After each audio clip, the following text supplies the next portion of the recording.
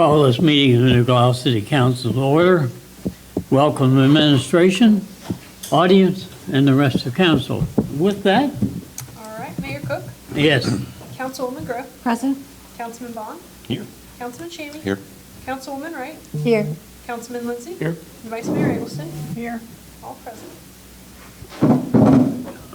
and the invocation will be by Chief Trustee. Father, Lord, we thank you for the day and your beautiful weather. Please be in this meeting, that thy perfect will be done. Please bless our troops, our first responders, and their families. In Jesus' name, amen. I pledge allegiance to the flag of the United States of America and to the republic for which it stands, one nation, under God, indivisible, with liberty and justice for all.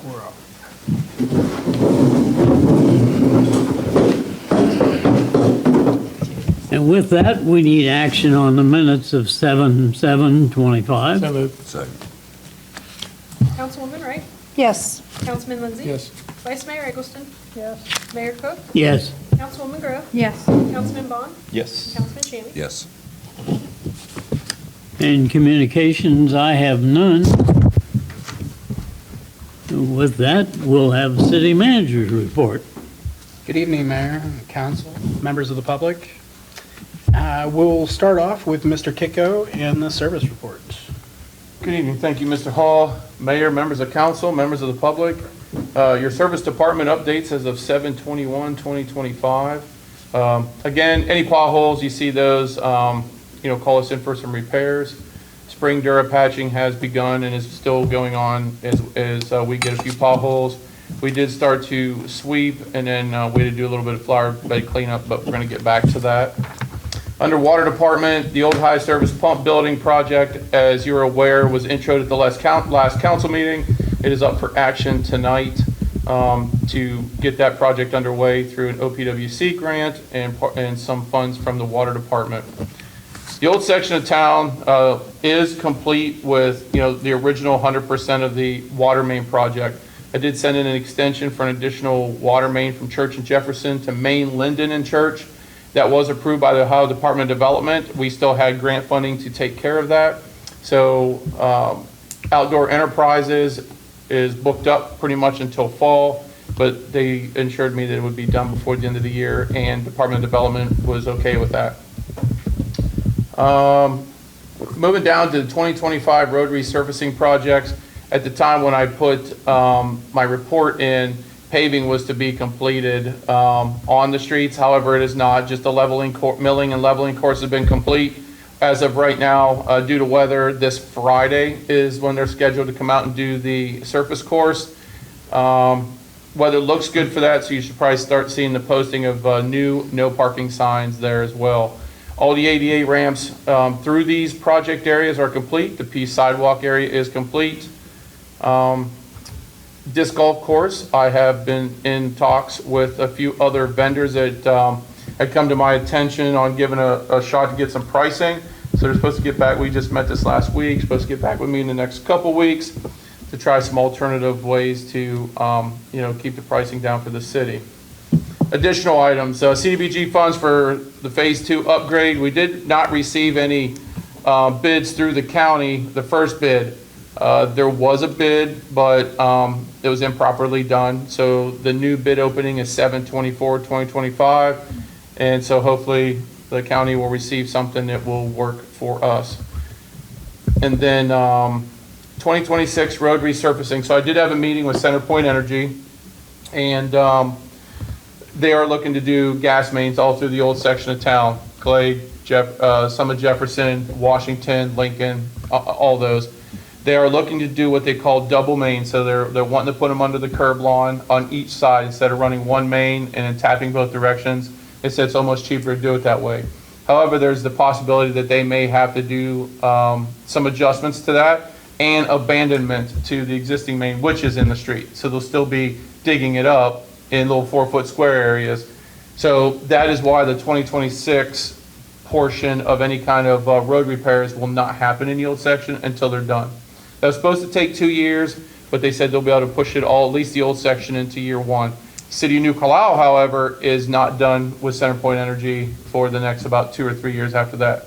They will be going into other areas and replacing Maine as well. So they got a lot of work ahead of them. So in 2027 it'll give us some time.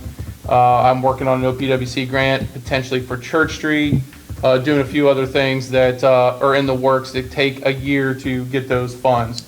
So I just wanted to bring that to your attention since I had that meeting with CenterPoint Energy. And that is all I have on my report. I can entertain any questions on it or anything else throughout the city. Any questions for the service? Go ahead. Do you know the other area where they're going to be digging up? And hopefully it is not anywhere that we've already redone the streets?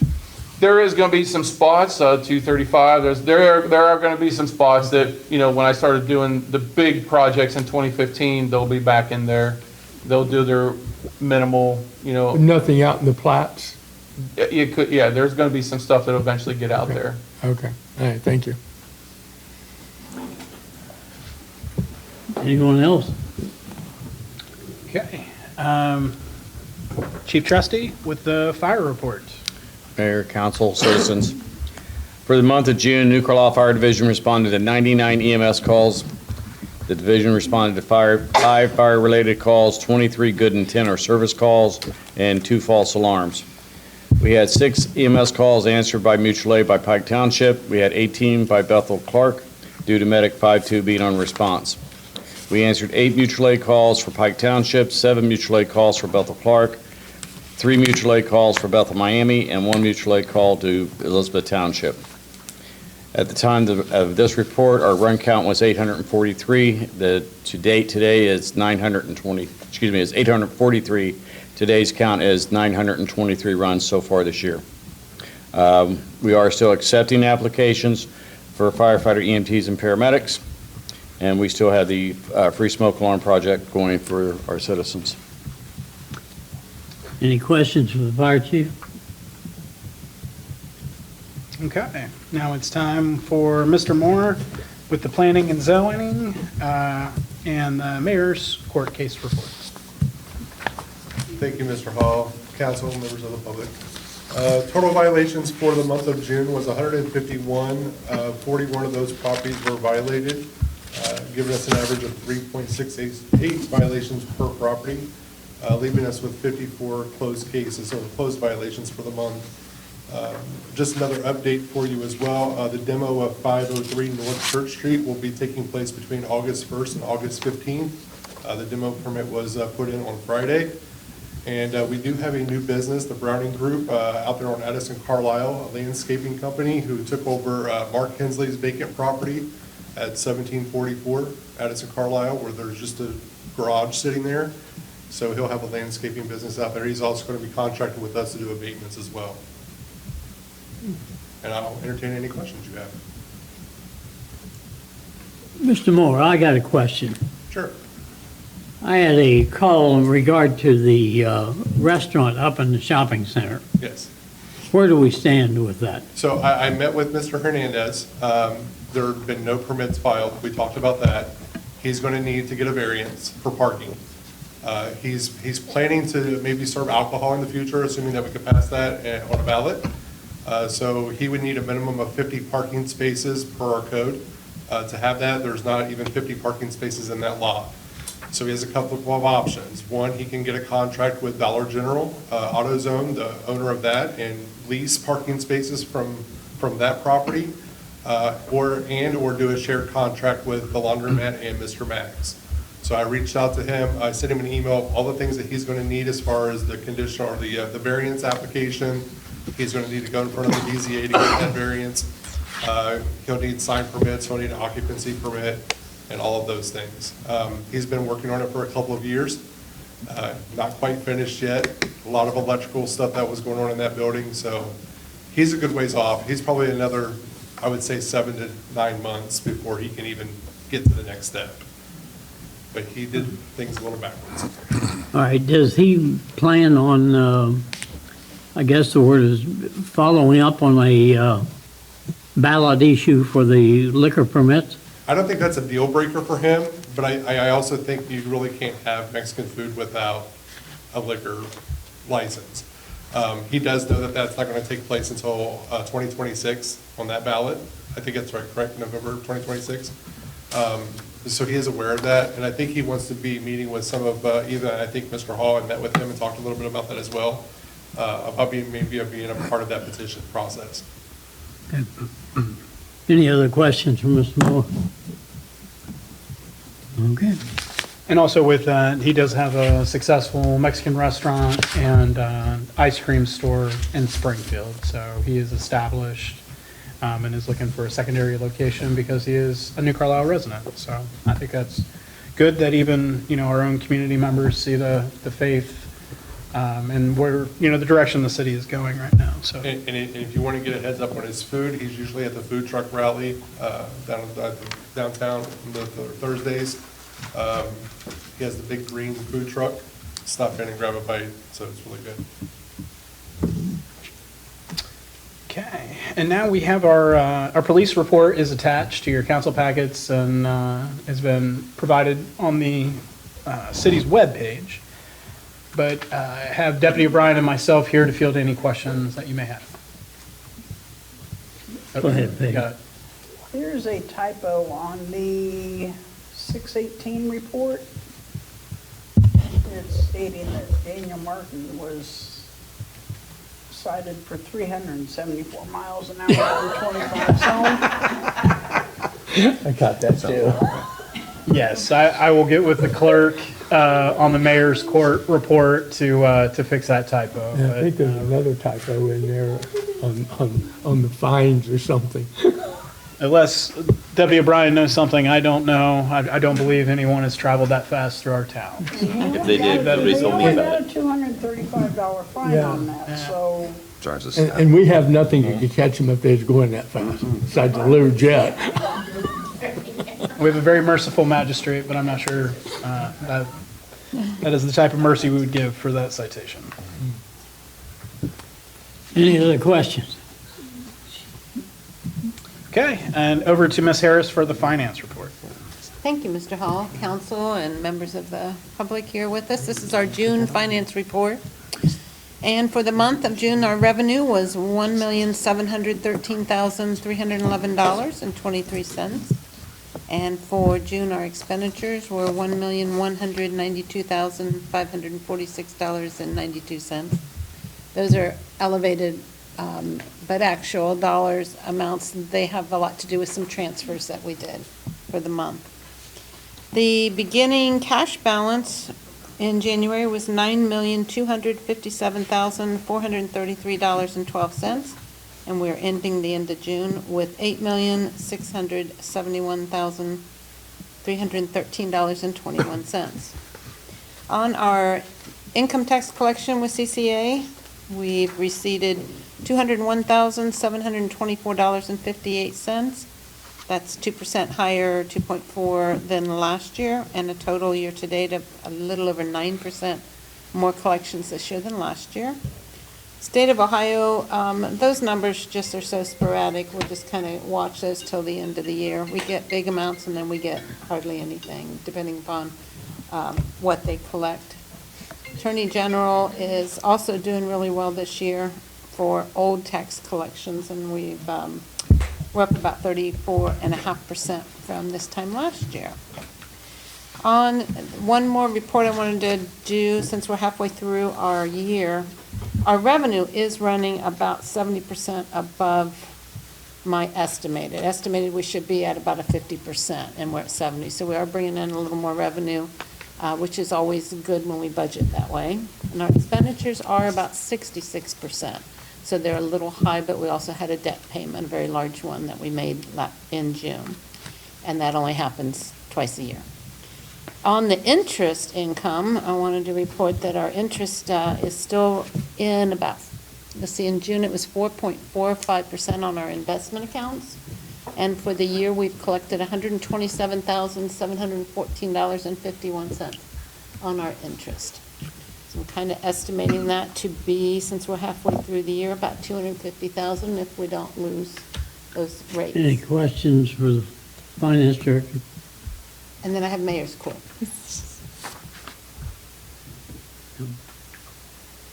I'll do the mayor's court real quick, and then we can get both of those. Thank you, sir. Mayor's court for June, they collected $5,122 for a year-to-date of $25,580. And we'll leave it at that. And then real quick, Mr. Mayor, did we make that final payment, the water plant? That'll be next July. Oh, that's, okay, so we have one more year on that. Okay. Spoke too fast on that. One more half year. 1 year, half year. Okay. All right, Mr. Mayor, so back to me for Well, upcoming. we're gonna need a motion, aren't we? Oh, I for the apologize for the finance report, yes. Finance report and one for the mayor's court. Mr. Mayor, move to accept the finance report. Second. Councilwoman Wright? Yes. Councilman Lindsay? Yes. Vice Mayor Eggleston? Yes. Mayor Cook? Yes. Councilwoman Grove? Yes. Councilman Bond? Yes. Councilman Shammy? Yes. Mr. Mayor, move to accept the court report. Second. Mayor Cook? Yes. Councilwoman Grove? Yes. Councilman Bond? Yes. Councilman Shammy? Yes. Councilwoman Wright? Yes. Councilman Lindsay? Yes. Vice Mayor Eggleston? Yes. Thank you. Back to you, Mr. Hall. Okay, apologies. For upcoming legislation, we have the capital improvement plan. I'll be meeting with my executive staff on Wednesday to go over the needs and wants of the Public Works session. I'd ask council if you could, by close of week, anything that you would like to request for the capital improvement plan. Most of the time, from my understanding, it's, money allocated for parks and things of that nature, but, full swath, if we could have that by the end of the week, we would really appreciate it. Next, we have our annual assessments, and for members of the public, the assessments are for us to be able to assess property taxes for people's unpaid bills, tall grass, nuisances, street lights. And then this will be then assessed to their property tax. Property tax goes to the county, and then the county cuts us a check, so the money comes back to us. One of the things that we were discussing was we have had some talks about our sidewalk situation, curbs and gutters. As Mr. Kitco just talked about, this massive project that we're going to be working over the next couple of years with the historic district of New Carlisle. And I would say the streets mimic the sidewalks, and maybe the sidewalks in some of those areas are actually even worse than what the streets are. So while we're investing a lot of money and resources in the streets, would this be a time where we would be like other communities that hire a concrete company to come in, give a quote for a particular street, and then it's up to the residents to have a reduced rate to get the sidewalks taken care of. And then if they don't, then similar to other abatements, we would assess the property tax and recoup the monies that way. Is that something council would be interested in?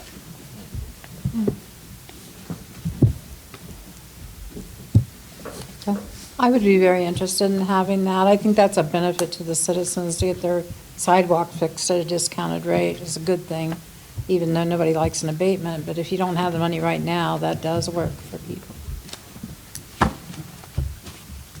Anyone else? Go ahead, Bill. Could that be, like, if they get a $10,000 bill, can that be paid over like 4 or 5 years instead of them paying it all at once through the assessments to the taxes? Not sure exactly. I know Mr. Kitco's done some research into this. Yeah, typically, they'll look at the different price ranges of what the work was done. So anywhere between, say, 1 and 5,000 may be a 5-year return. Anything up to 10,000 might be a 10-year assessment on your taxes. So it could take 10 years to recoup that money. Okay. So I want to make sure I understand what you're talking about. The city would have a contractor come in after sidewalks was marked that needed to be replaced or fixed. Then the city would pay that bill and then send bills to the homeowners. And if they didn't pay it within whenever whatever amount of time the city gives, it would be assessed to their taxes, correct? They'd have an opportunity to pay the bill before it went to the assessment? Most of the deadlines, so you go out your mark, and then you do them street by street. You don't go citywide on this type of program.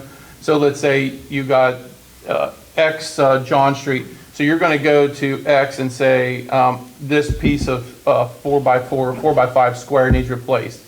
You got 30 days, our program is going to start in 30 days, or give a time limit for them, for everyone. And then they'll say, I can't do it, I'll do it, I can do it, and whatever, you need to take that list, and then you just go ahead and do the work. But they have the opportunity to perform it before we go in. But the question is, if the city going to pay for that work, and then it'll be assessed, and will the homeowner, before it's assessed, have time, a period of time, like the streetlights, to write a check out to the city for that, so it doesn't get put on the assessment? I will have to look into that. Most of the time, the city will give the homeowner the opportunity to do it on their own. I know what you're asking, that we get a contractor, go do the work, and then say, hey, can you pay this bill? They'll know ahead of time. I'll have to look into that, because the ORC spells out sidewalk assessments a little bit. So I'll have to dig into doing the work, like we do abatements of tall grass, then sending them the invoice. Typically, you're asking them to do it first. If they can't do it, then you just go ahead and do it, and it's straight to the assessment, not a possible pay prior to assessment. I'll have to look into that. Okay. Because if they could pay for it, say you knock on the door and they say, no, I can't do that, and a week later, they inherit a bunch of money, now they can do it, but they don't tell you until they get the bill, and if they want to pay it, they should have that 2-week period to pay it, sort of like our assessments for street lighting. You have a couple of weeks or so to pay it. If you don't, it goes on your taxes. And I miss it every year, so it goes on my taxes. Bill, are you done? Yes, sir. Thank you. Kathy? I was just gonna, I like that he clarified that, because I didn't understand that part either. I thought that it was a reduced rate because they were doing the whole street, and that we could pay, like, the whole street would only have like 1,800, and my portion of that would be 75, and that after you got that, then I could pay my portion of that group reduced rate. Because if not, then either I would have to do it myself, or I'd have to go through taxes. I would like if the citizens could benefit from the reduced rate that they're going to get for doing the bundle. If there's some way to do that, that'd be great. Yeah, I'll definitely look into it. Oh, thank you. Is, like most contractors, when they do work for municipalities, it's usually at prevailing wage rates. How is this going to be a savings? Or is it not a prevailing wage type This, of a usually, job? usually it's not prevailing wage. You're gonna look at, let's look at the northwest section of town. You're probably gonna be in the 20, 30. I think it's minimum of 50. I gotta go back and look, but it's at least $50,000 before you guys start prevailing. And this is repair work, so it may even be 75. And our contract's probably not gonna be that big. Okay. Because that's what the city has to put out initially, potentially. Okay. So, Mr. Keiko, I'm trying to figure out how I can ask this, like an average cost a citizen would have to dish out. Are they replacing the entire sidewalk or just repairing? Just repairing the non-conforming, basically if it doesn't meet ADA, it's got more than a 1/4 inch trip hazard, it's cracked, it's heaved up, the roots got, there's various things that could be in there. Okay. Thank you. So part of this is the method, I'm sorry to interrupt, of enforcing the law that's on the books right now in the most compassionate way we can. Because right now, it's a law with no legs, because we're not really enforcing it. Nobody's getting violated for sidewalks, and if you walk, especially in the historic district of town, I mean, it is an absolute safety issue. So right now, we're essentially just utilizing our discretion to not enforce in that area. This is a possible solution for us to enforce the law. So the only other solution is change the law. But I think we do have some things per the ORC because of the ADA situation that we're walking a fine line there of things that are even discretionary at this point.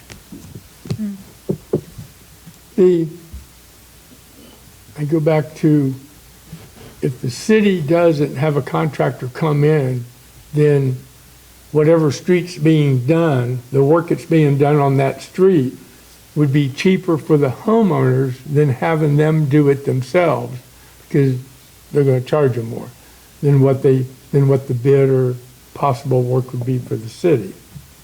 So I think the concern, if the city does this, then they should have the opportunity to pay their repair bill before it goes to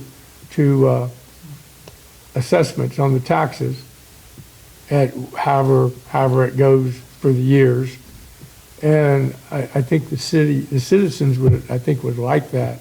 I know years ago, when I lived in another town, they did that. And they pretty much just came out and did it and sent us a bill. And they said, you got 2 weeks to pay it or it's being assessed. And I go, well, okay, it's going to assessment.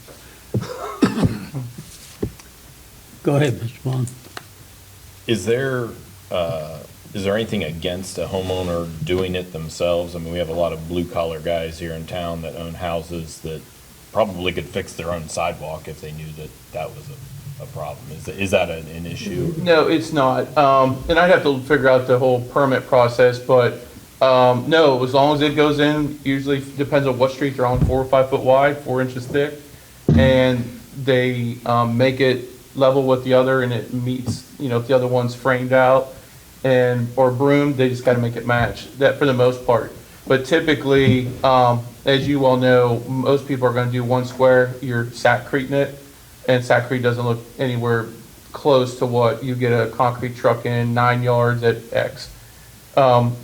So the goal is we get a truck in here, the guy's doing 2 trucks, he's going to be able to do that probably maybe close to a sackcrete cost. It may be $2 a square foot, maybe more, maybe a little bit more. Plus the labor, as you know, sackcreting it, hand mixing it, pouring it. I haven't done the calculation in a while, but you're probably looking at 8 to 10 bags for a 4x5 square. And so each individual resident would have to have their own separate permit as well, whereas if you had a contractor, you can blanket a permit for the whole entire street. I would have to have permits whether we would, since we're doing a program, and I'm just saying this, and I don't know if this would be true, the permit fee potentially could be waived because it's part of a program. I mean, right now, we charge, what's the sidewalk permit, $20, and, we have inspection fees for our guys that go out, check the forms, and then when it's being poured, we check that as well. Okay. I understand that. I guess I would be a little upset if I was a homeowner and you're telling me you have to do this and you have to buy a permit to do this. I'd be like, what if I just take care of it? Can we waive the permit fee if they're going to take care of it? I kind of feel like we're trying to double dip on them if they're trying to take care of the issue, and then we're going to say, and you got to get a permit to do. Well, wait a minute. I'm going to help you out. I'm just going to take care of the problem. Is there a way to not? Because right now, we have permit fees. Everybody does a concrete permit fee, work right now has to get a permit. And again, that's the inspection time to go out and make sure the forms are right. And then everything has to be sloped now. So whatever they put in, it's less than 2% slope in any direction. So there's a lot that will go into it, but like I said, that could be up to a determination in the program. If you're outside the program streets of these 5 streets, there may be still the standard practice. But during this year, while we're coming down these 5 streets, since it's going to be a mass inspection, we want to do it all about the same time. Right. That's a potential, lenience we can come up with. I talked with Mr. Hall about it. Yeah, that's very possible. I would be looking at something like that. I think they would still apply for that, so we can still do the inspections, but we could waive the fees, I would imagine. Go ahead. If the city is going to contract this for sidewalks that we deem need to be repaired, then we should not be charging them a fee for a permit, since the city is doing it and the city's going to be inspecting it. So I'm like with Mr. Bond, why would we charge every homeowner a $20 fee? Because the city said we have to do that, and the city is doing it. I think those fees, I think we can if waive we that do in that, should be situation. waived. Yeah. And if we're going to do that, I can put that into a motion so those fees are waived. Because like Mr. Bond said, that's nailing them twice. We're telling them you gotta fix this, and now we're telling you gotta get a permit to fix it. And we're gonna do the work for you. That doesn't resonate with me very well. And I didn't mean to just drop this. It's coming in upcoming legislation that we're doing our annual, renewal of our assessments. And one of the things, as we were just talking about the council packet, since it's been released, to you all, is this the time where we start talking curbs, gutters, and sidewalks? Because we have these laws, and from the state level and the local level, ordinances that we're enforcing in other areas on the homeowner, but we just the sidewalks seem to be kind of complicated, so there's been a bit of a sidestep, like maybe we'll get to this. Well, we're repaving these historic streets that haven't been repaved in like decades.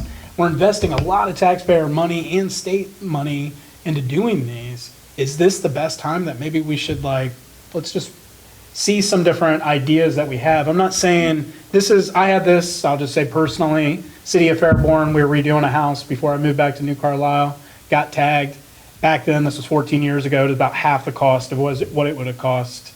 And we were on a corner lot. So it had been very expensive for us to do it. We were already rehabbing the house, and it was very advantageous for us as homeowners to allow the city to go ahead and do that. So it was just an idea. Me and Mr. Kitko were kicking back, and I was like, I think I'm going to present it to you all. We haven't developed a theory on this yet, but just thinking about these annual assessments. Is this something we can have a working session on? We could listen to comments from the public about this. Because I understand that, in our town, we know what our median income is. An extra $500 or $1,000 for the year can be significantly, impactful to a family or an individual. We've also, I'm not sure what kind of grants there are out for, at least the historic section of town. Because these sidewalks are like the original pours. When we say they're a little janky, they're like literally sticking up vertically in the air with massive tree roots. It takes a long time for that tree root to get that big to poke the sidewalk where it's almost vertical. One other thing I'd bring up is maybe this is also an opportunity for the, what's the commission that we kind of met with for help? Social Services Yeah. Commission. There might be opportunity for them to help some of the homeowners with this. That's a good point. If they were skilled in that way to do that. So, Absolutely. Just something, as we're cleaning up some areas of the town and things like that, and then thinking about the assessments, I just thought I would present it. Didn't mean to catch you guys on the left foot because it wasn't in the council packet. Yes, ma'am. I'm happy you brought it up. My section of town, the sidewalks aren't that bad, so I didn't even know that they were bad in other areas, and I appreciate you bringing it to my attention because I do worry about our elderly residents and our handicapped residents. They need to be able to safely walk down the sidewalk. We need to do something about that. Well, I'm glad that you brought that up, ma'am, because part of our discussion, we found somebody who was in a motorized wheelchair having to ride down the center of Church Street because the sidewalks were that bad and the streets that bad. So that was the safest place for somebody in a motorized, and I'm sure all of us have seen these people who, Yeah. that is their means of travel through the city. So, it's just like being unable to drive down one of our city streets. Like, what would we do in that situation? Right. We would have to address it somehow. So some people are completely reliant on those battery-operated chairs. Well, I think getting sidewalks and stuff done is a good idea. I think we have to be careful how we go about it as far as permitting. And we have the power, and you guys have the power, to waive any fees that the city is going to do the contracting on for the citizens. Absolutely, sir. Anyone else? Okay, next, upcoming legislation, which will bleed right into discussion topics, is the police contract amendment. Sent out an information-only email to all of council upon receiving it from the sheriff's department.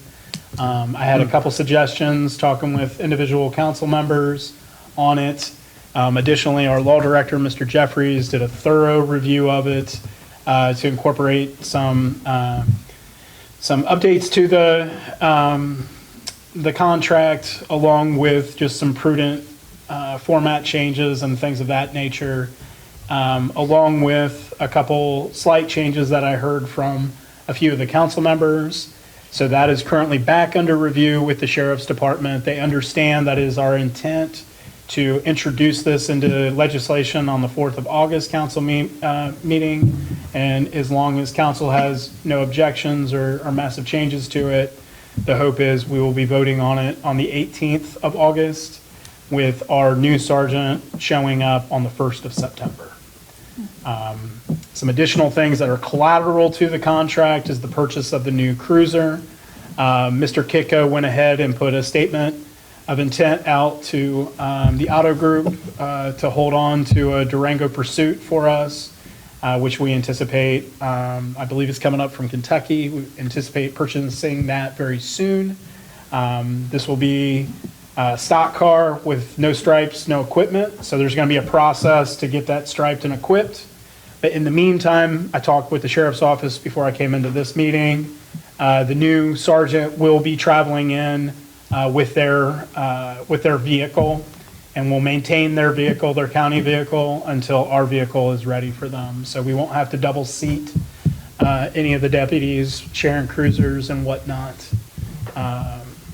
So that's kind of our current status. Do you guys have any questions, or is anything of the contract that you would like to discuss? Go ahead. Is this a new vehicle? It's brand new, yes, sir. Okay. You said it was coming from Kentucky. I thought maybe it was a used one. I go, we don't want a used vehicle. We've been that road. Question. Yes, sir.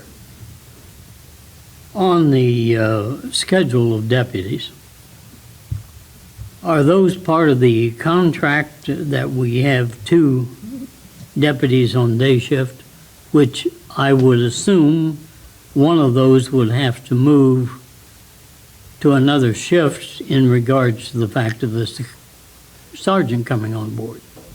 Yes, Mr. Mayor.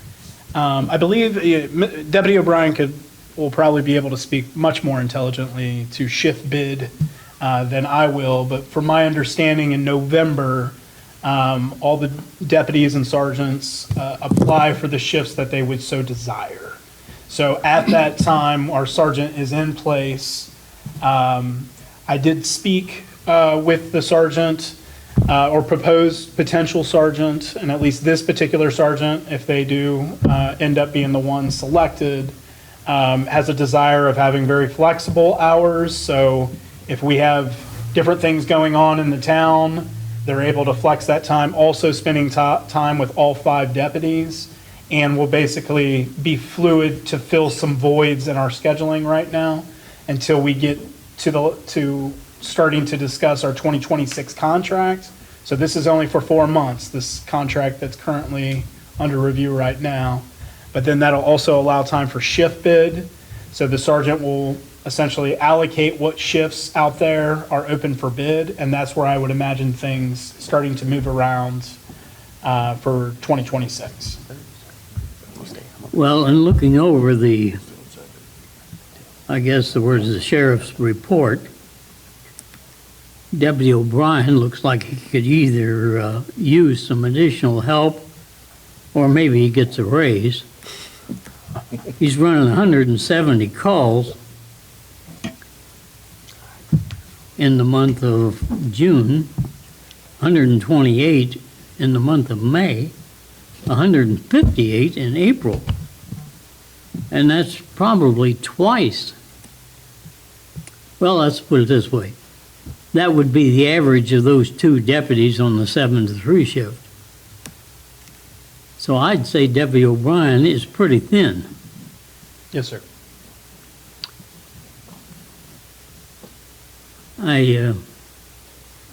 And Deputy Schutte, is also up there. So I think we need to look at those two areas for the deputies responding to those calls, because that's a whale of a workload. Yes, Mr. Mayor, and I've been in contact with the upper echelons of the sheriff's administration about the same thing. And I think, being able, for all of you voting, even though there's an increase in salary, I think the dividends are going to speak for themselves within the first couple months of having a sergeant in charge, a police chief for the city of New Carlisle, to do that analysis for us. Because their ultimate mission, which is my mission as well, but their sole mission is to keep our communities safe. So to think and run those numbers and look at the types of calls also that are happening on every single shift. I believe any of the sergeants that I've spoke with at the county, if they were able to completely dedicate their strategic knowledge, we will see some dividends. Okay. Okay. And next, Social Services Commission. So I believe we're 4 or 5 applicants currently. Me and Mr. Moore, along with a member from the public, I believe, were interviewed by the Dayton Daily News a week ago today. Striking interest in us forming this Social Services Commission. They felt it was, a unique way of addressing, very unfortunately common problems throughout all of the Miami Valley. But the reporter on the line with Mr. Moore, kind of gave us kudos for coming up with this methodology of, this empowerment of community members to help, with the bigger level of programs without just constant expansion of government for these types of situations. So our hope is, I was told that they were hoping to have it published by Sunday. My last checks yesterday, I did not see the article published yet. My hope is once that article is published, we will be forwarding it through our social media, through our city webpage, and then sharing on the community social groups to try to strike even more interest into the commission. As you know, the 4th of August is when the applications are due, I believe. And we'll also be passing the legislation to create the commission at the same time, with appointments, hoping to have those by the 18th of August, with the first couple weeks of September holding our first commission meeting. So we're still on schedule for that. Just hoping we can get some more applicants. We've had several people pull the application, but so far I think we're 4 or 5. Maybe 5. 5 that we've received. So the desire was to have 5 commission members, just for quorum sakes. But I think we're there as of right now. Just hoping to get a couple more before we start interviews. And with that, I did have one other discussion topic that came in today. So it's the reason why it's on your council packets. But we had a couple young ladies from our community come in an early June council meeting talking about holding a potential immigration protest in July. We have met with this individual very shortly after the council meeting, and then we just didn't hear anything back. We solicited a few times, hadn't heard anything, but we did speak with the young lady, or she emailed us back over the weekend, and they are anticipating wanting to have a gathering on the 25th of July, starting at 3 p.m. till 7 p.m. I've spent the latter part of the afternoon coordinating with Mr. Kiko from the service director standpoint. We do have an area of town. It'll be adjacent of our 101 Main Street building on Washington Street is where they will be assembling. And then I believe they have a route which they told us they will not impede traffic, but will be walking the sidewalks north of town and then coming back south on Church Street back to that West Washington area that we will have the streets closed. Streets will be starting to be closed from 11 a.m. to 10 p.m. to help with the setup and then the tear down portion of the protest. Any questions? We're going to have police available? I've already coordinated with law enforcement. We have more than enough law enforcement that's going to be allocated from the county, and it's not going to cost us anything in overtime or detail commander. So they're dedicating assets out our way for the event.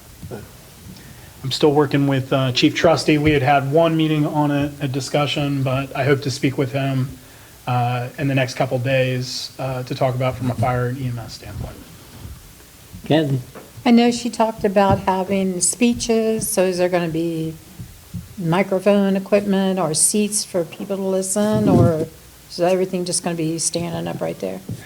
They have shared interest in wanting to have some sort of stage and bleachers for seating. We will have part of the reason of using that area of Washington Street is we do have Mayor's Court, that if somebody is suffering from heat stroke or heat exhaustion or, God forbid, an injury of some sort, a cooling down section, we can pull the members into the Mayor's Court to allow them to cool down and triage the situation. Additionally, working through resources of ensuring we have plenty of water that's available, different things that come with, hosting any sort of large event. Are they advertising this, or is there just going to happen? We have not seen anything on our community pages 'Cause I about haven't it, seen so I don't know what anything. other external ways they're communicating with us. But the sheriff's department has reached out to him a few times to try to get some more details. But that's kind of where we stand right now. So July 25th, they're doing this? Friday, Okay. correct. Go ahead, Mr. Bond. Mr. Bond. What's the estimated, do you have an estimate on what the extra cost is to us on this, or? I mean, I feel from a law enforcement perspective, there is going to be no cost. So like festival events and things like that, we're paying overtime, having to go through detail commander to solicit another deputy. It could have been a little bit tricky because this is Fair Week for Clark County, so a lot of assets are already dedicated out at the fair. But again, just kind of showing the good faith and relationship we have with the sheriff's department.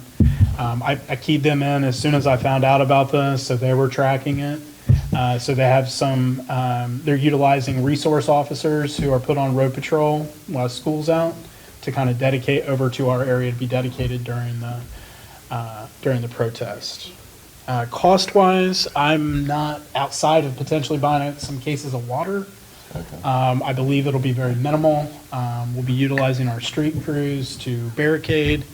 Like I said, I still need to have some time to talk with Chief Trusty on his end, asset-wise. I don't know, Chief Trusty, do you have anything at this point? We would probably just have our normal duty crew on, unless we want to hire extra crews for that night to be at 101 building. Okay. I'm just wondering if this is something that ongoing happens, is this something we need to start budgeting for on a regular basis? If this is gonna be a regular occurrence in the future or something, should we have a line item to cover some of these types of things is all? I mean, I think definitely when we get into budget talks, we can kind of dive into it. I do see the biggest impacts, from law enforcement, fire and rescue. Like one of the things I was talking with Chief Trusty about is looking at some additional equipment that works for crowd control, like gators, side-by-sides, ATVs, being able to get in and out of a big group of people with a casualty. Likewise, with the law enforcement has had a desire of, like a golf cart or, again, like a razor or a gator, something along those lines. So I think it would kind of feed into crowd control in general. Heritage of Flight is right on the doorstep. That's our next big event. We saw what 4th of July was, over 4,000 cars. As we grow as a city, and we seem to know how to put on a pretty good show around here, we're going to draw more and more people from the community in. So, yes, sir. Long answer for a short question. I do think that this is probably something we should talk about. Anything further? Okay. moving on. Committee reports, we have none. I believe we're at comments from the public, sir. Okay, you're all done. Yes, that is the city manager's report. Committee reports, I don't think we've got anything. We'll go to the comments from the public. If you will, come up to the podium. Hello, I'm Kelly Dupuy of 122 North Clay, and I actually came here today to actually talk about the sidewalks. Because my dad, he has a amputated leg, and when he gets tired, he has to use his wheelchair. But unfortunately, it is not a motorized wheelchair, so we have to use the streets around our area.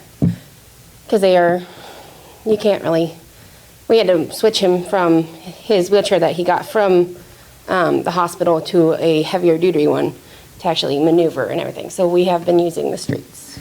So that is something I would love for you guys to go into, but also walking around. We have noticed in the area that they are doing home improvements at different areas, and their equipment is also going onto those sidewalks. And some areas are cracked because of their equipment. So I wasn't sure if work that is being done on like housing and stuff, are they contracted to redo the stuff that they damage in the process, or is that still on the homeowners? Yeah, I mean, most contracting companies, carry liability insurance. So if there is damage that's caused by one of their workers or their equipment, the homeowner would need to make a claim against the company to recoup that damage, money for that damage, I should say. Okay. I was just curious about that. Yes, ma'am. But yeah, I think the sidewalk issue would be a great deal to the citizens, because we've met so many people that not only in wheelchairs, but they have prosthetics and trouble with their feet walking and stuff, so that we do have to use the street. And sometimes we get honked at, and there's no other way to, use the sidewalks, so. Absolutely. So, okay. Thank you for the question. Thank you. Anyone else? She's in the ladies' room. If not, let's go on to the ordinance section. I guess we have no resolutions. Okay, so we have 3 introduction and 2 action for tonight. So ordinance 2025-28, introduction on 7/7/25, public hearing and action tonight. An ordinance authorizing an agreement for the city's old high service pump building equipment upgrades project. So moved. Second. Yes, Mr. Kiko, I'm sorry. Would you provide a summary of that ordinance, please? Absolutely. This ordinance is to award a contract, or allow us to sign a contract with Lane Christensen Company, who bid on the project in the amount of $204,150. Also, because there's potential for unforeseen circumstances and change orders, we would have a project to a not exceed spending limit of $230,000. Part of this project is OPWC, which is Ohio Public Works Commission grant, and they will fund up to 59% of this project's cost, which the grant cannot exceed $148,975.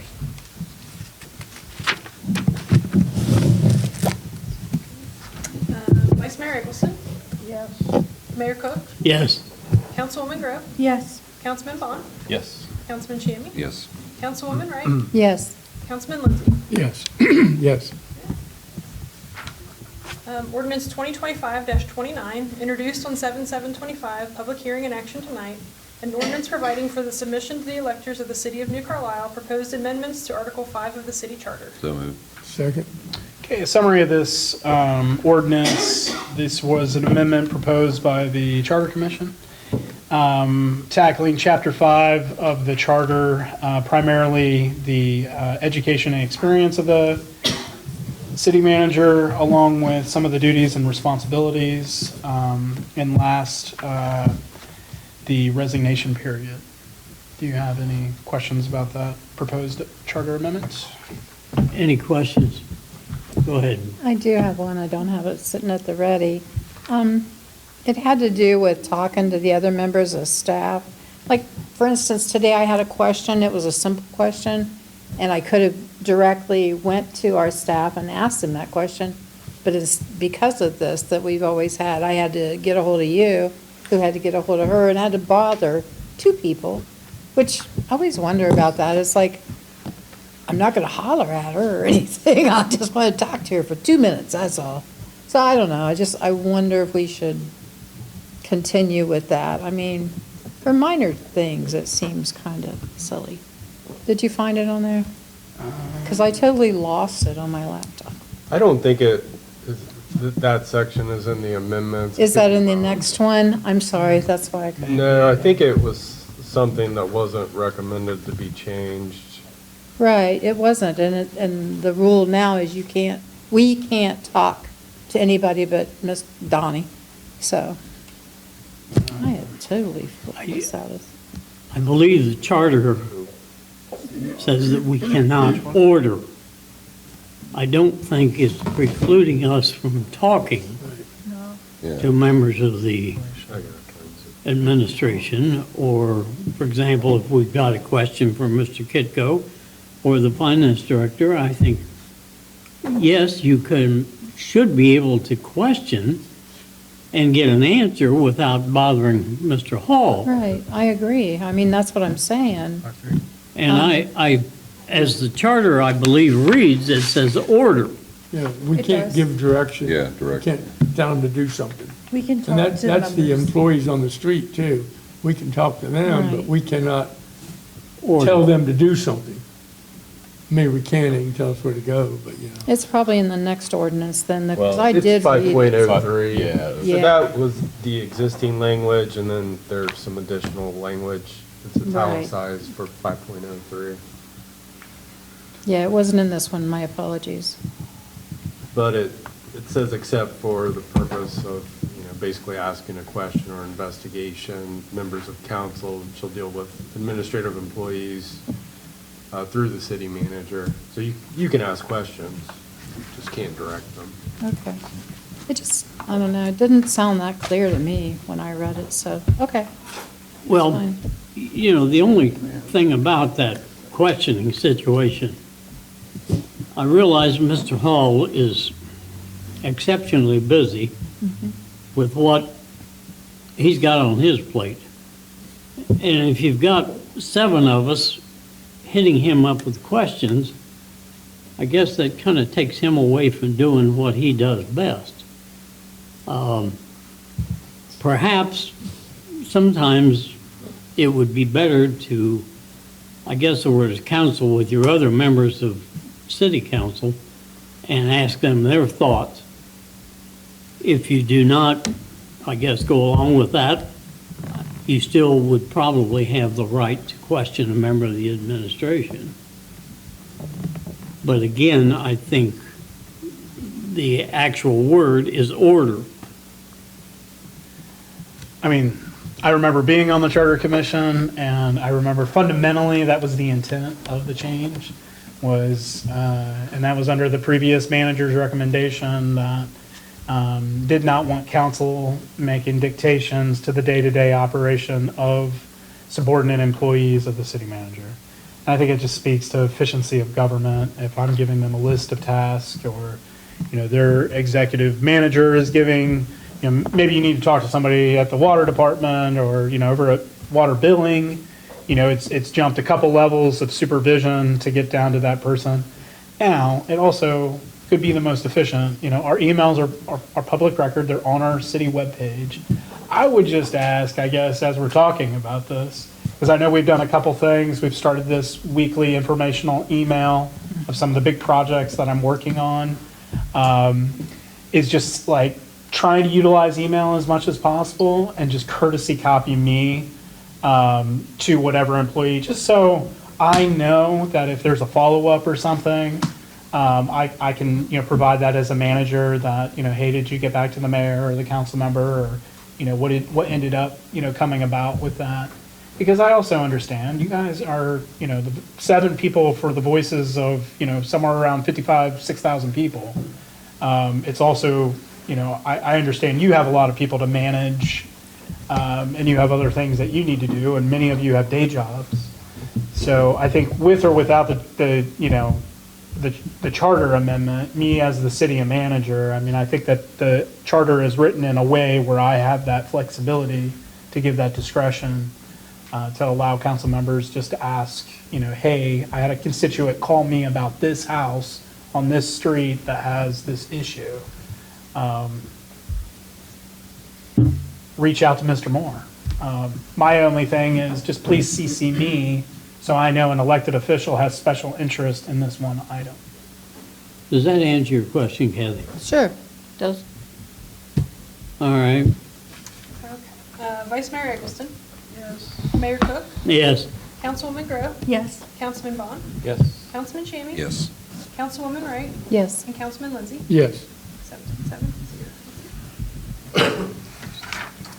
Ordinance 2025-30, introduction tonight, public hearing and action on 8/4/25. An ordinance to approve the editing and inclusion of certain ordinances as part of the various component codes of the codified ordinances.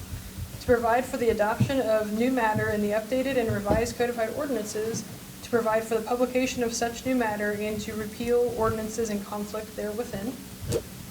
Ordinance 2025-31, introduction tonight, public hearing and action on 8/4/25.